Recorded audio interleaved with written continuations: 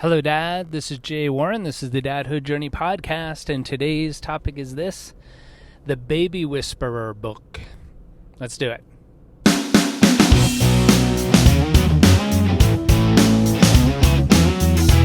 Hi, my name's Mika, and you're listening to my dad, Jay Warren.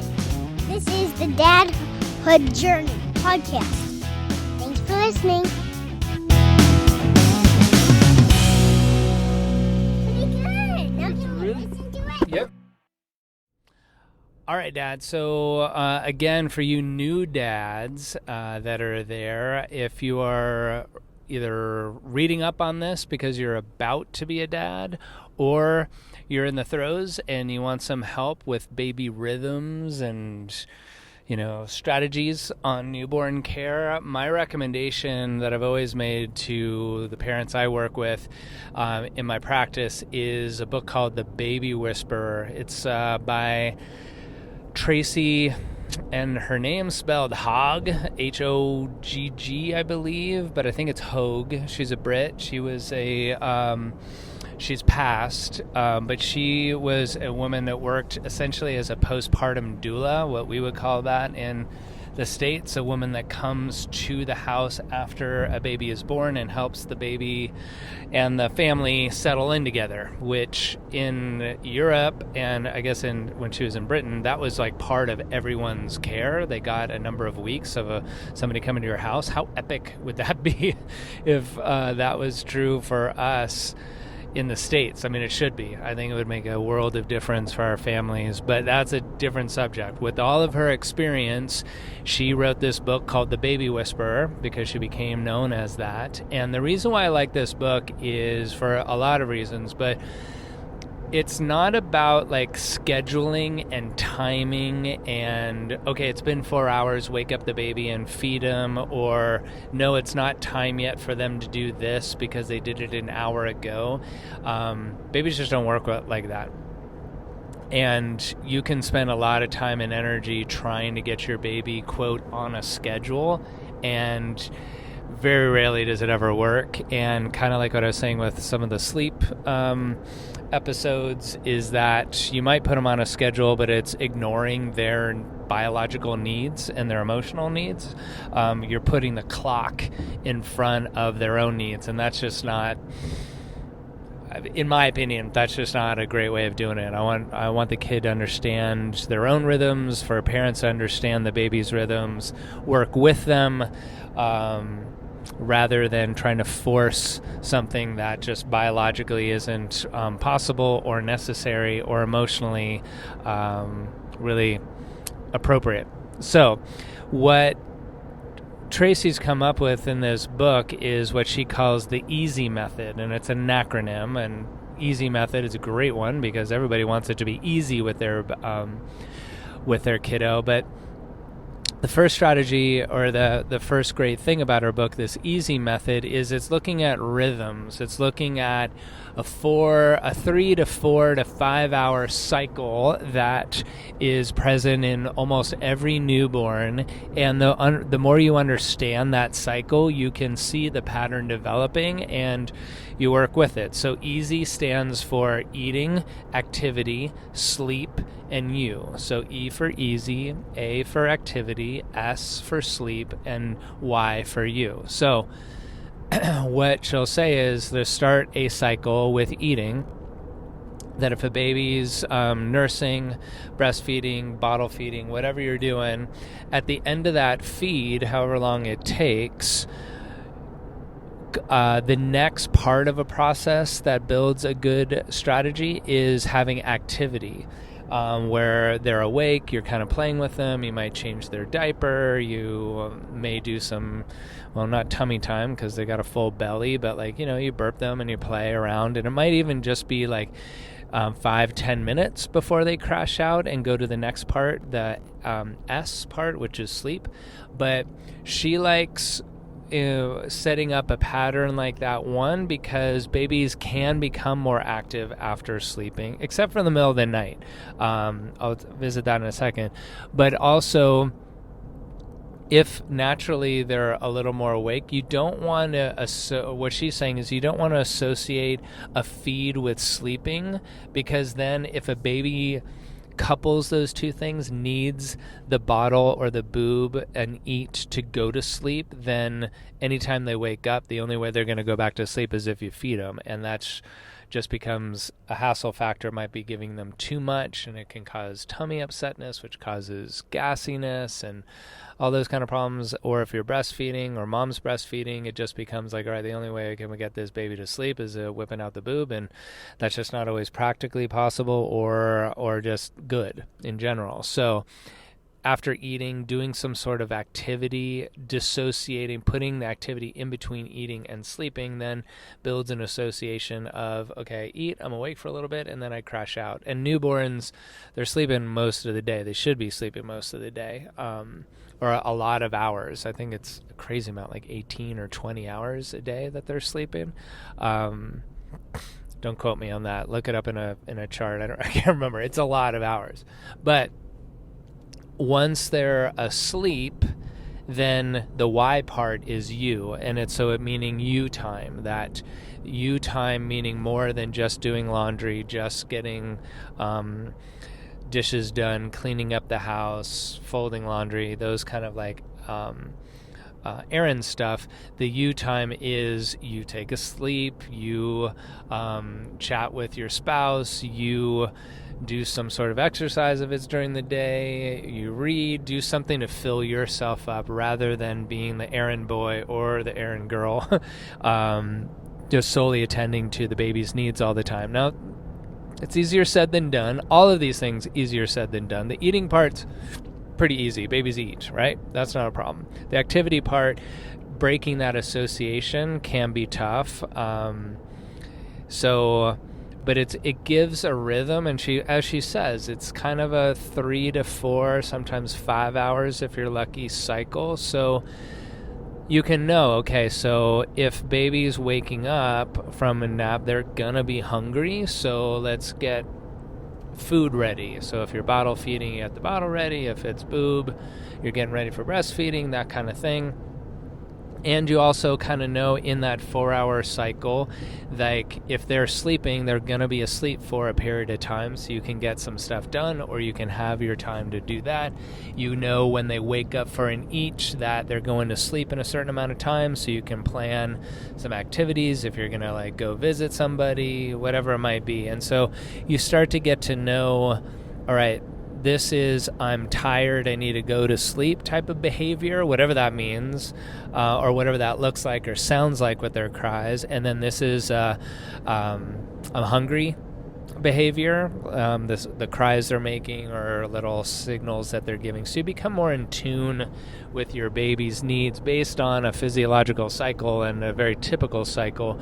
So you feel a little more like you got it. A little more in tune with your baby's needs and like where they're at. Every parent, dads too, especially moms, but every parent wants to have that feeling of like, oh, looks like they're hungry, let's do the feed, and then the feed works. Or, oh, they're tired, we need to put them to sleep, and then they crash out, because then you feel like you know your kid, right? Every parent wants that. But I will say it's a learning process. Like it takes a long time. It takes months to kind of get those rhythms going. But if you have a resource like this, you can see a cycle and start working with it. And Tracy, in this book, The Baby Whisperer, does a great job of that.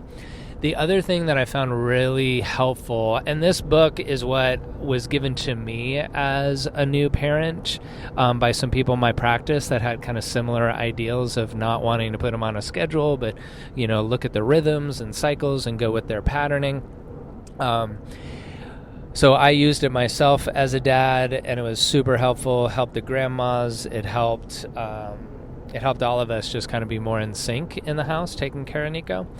But one of the other things that I really liked was she has this kind of assessment, and I think there's like 20, 25 questions, multiple choice answers of you answering questions about your baby in kind of a temperament type of sense. And it helps you get an idea of not personality as much as they're kind of trending in what kind of baby they are. So this is really helpful within that cycle of like being at the ready, being able to be like easy on yourself because they're super flexible, or if you have to like really be on schedule because this kiddo needs a schedule. And with the questions, some of them are kind of random, but you answer it out, and like whether it's A, B, C, or D, like your baby will settle out into one of the categories. And one is, quote, the textbook baby, in that they follow like this easy method in a 4-hour cycle, and they eat, they're active for a while, they're awake, then they fall asleep, and then they wake up and they do it along. It's very classic, very textbook, and every parent wants that one, right? Because then they know the cycle and it's easier. Well, I guess the other one they want is the angel baby. Now, the angel baby is not only textbook in that they follow the thing, but they're just easy and mellow. They wake up and they just kind of like squirm around wherever you put them down to sleep, whether it's in a crib or whether it's in a pack and play or in the car seat, and they just kind of wake up and they look around, they amuse themselves. And if you're off in timing with like a bottle, they're not, or with a feed, they're not freaking out. They're okay with like diapers being wet. They're not one that as soon as like the baby wets the diaper, they freak out and you gotta like change it right away. I mean, I would say everybody wants the angel baby, right? Even more so than the textbook. You want those flexibility wise. The other one is the sensitive baby, and that's the one that definitely like needs a little more like sticking onto the schedule, because if you miss the window, like they're awake too long and they get overtired, they just freak out, and it takes a lot of time to get them down to sleep because you, quote, missed the window. Or if they, as I was just saying, if they have a wet diaper or dirty diaper, they like freak out and they just can't handle it. Versus the angel baby, like you could leave them in it for a while and you wouldn't even know. You have to kind of like smell their bottoms to see like, oh yeah, I guess they pooped. We better get that done. Versus a sensitive kid, you're like, oh my gosh, like what is wrong with this kid? Oh, I guess they don't like their diaper changed, you know? But then that sensitive baby, she'll say too, is the type that hates having their diaper changed. You know, like as soon as you strip them down to change a diaper, or even taking their clothes off, like they're really sensitive to touch, they're sensitive to temperature, those kind of things. And that can be harder, you know, that like you have to be more attentive to those things and have more of a kind of buffer time, whether it's with temperature. Or what's valuable about knowing if you do, and going through this kind of simple questionnaire, you have a sensitive baby, then when they're freaking out about getting their diaper changed, say, you know, like, okay, well, they have a sensitive constitution, and that's typical for a baby that's a, quote, sensitive baby. So you're not worried about something wrong being with your kid, you know? The fourth one, I believe she calls it the grumpy baby. Nobody wants a grumpy baby, right? We all have babies that are grumpy at times, right? There'll just be times where they're just fuss buckets, and you can't figure out, like nothing works, right? We go through those periods. But some babies just come into this world just a little more grumpy, and everything just kind of sets them off, you know? They're just not happy. And having seen a lot of grumpy babies coming into my clinical practice, a lot of times this can be helped with. It's not necessarily like an inborn trait that they're a grump. It's that they're uncomfortable in their bodies and everything. They're really a threshold, so everything beyond the sensitive baby, which can be helped as well, I've seen. But with the grumpy baby, they're so at threshold that every little thing just throws them off, and a lot of times that's birth trauma. If they had a really difficult birth, lots of hours of pushing that resulted in a C-section, lots of hours of pushing, finally pushed through, but a lot of cone-headedness, head tilt, lots of gassiness and reflux, all those kind of things. Like, they're just going to be uncomfortable. And if you can get them help physiologically for that, like the work I do, like chiropractically or with craniosacral, or working with a breastfeeding consultant, like a lactation consultant that can figure out some breastfeeding issues, and they can be a lot lot more comfortable. But she wasn't really talking about that, like, in getting body work to help their nervous systems better. Is more of, this is how your baby's exhibiting, and whether whichever one you have, like, knowing that information about them allows you to work with them better in this easy method. They're still going to have the eating, awake, or activity, sleep, and you time type of patterning, but knowing that your baby is more of a grumpy one allows you to work with them and just be more on task, more on schedule, so that they're more content more of the time rather than missing that window. Same thing with the sensitive kids. If you've got an angel baby, you're going to be loving it anyway, but then you can relax a little more. Even parents that have angel babies, if you're kind of tend to be an anxious person, or mom's anxious because of postpartum recovery and things like that, then knowing that your baby's an angel baby, then you can be softer on yourself and more gentle, hopefully. So, and then textbook, like, if you have a textbook baby that follows like normal, regular patterns, the only problem that you might have with that kiddo is you don't know the patterns. And that's what Tracy's book outlines. So the Baby Whisperer book, you can get it on Amazon. Again, Tracy Hogg, Hogg, I think is her last name. Probably pronounced Hogue, more pleasant than having a last name of Hogg. But she did an excellent job, and it's one I highly recommend. So look at the easy method. Take the little quiz. You can't do the quiz like weeks into life because you only have, say, 14 or 21 days of data on your kiddo.